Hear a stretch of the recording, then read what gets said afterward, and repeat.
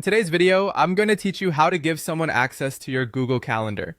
This process is straightforward, but it's crucial to make sure you're sharing your calendar with the right level of permissions.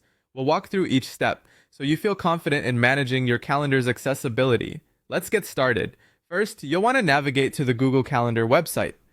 The simplest way is to just type Google Calendar into your browser's search bar and hit enter. Once you do this, the first result will typically be the link you need, so go ahead and click on that. This will take you to the Google Calendar main page. If you're not already signed into your Google account, you'll need to do so. Enter your email address, then click Next. After that, you'll be prompted to enter your password. Once you've entered your password, click Next again to access your Google Calendar. Now that you're logged in, let's locate the settings. Look at the left-hand side of the page and find the calendar you want to share. You'll see 3 vertical dots next to your calendar name. Click on these to reveal a new menu.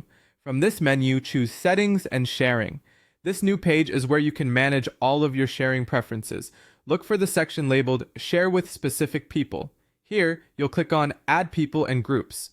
You'll then enter the email address of the person or group you'd like to share your calendar with. Take a moment to double check the email address for accuracy to ensure the right person gets access. With the email entered, it's time to set the permissions. Click on Permissions next to the person or group you've added.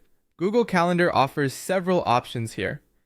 You can allow them to see only if you're free or busy, or grant access to see all event details, or even make changes and add new events.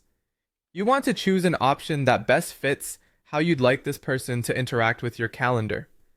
Once you've set the desired permissions, the final step is to click Send. This action sends an email invitation to the selected recipient, notifying them that they now have access to your calendar based on the permissions you've set. They'll receive a link to view the calendar in their list, and you're all set. By following these steps, you can effectively manage who sees your schedule and how much detail they receive. It's always important to remember that you can revoke or change these permissions at any time by revisiting your Google Calendar settings. Thank you for joining me today, and I hope this guide helps you in managing your Google Calendar sharing settings with ease.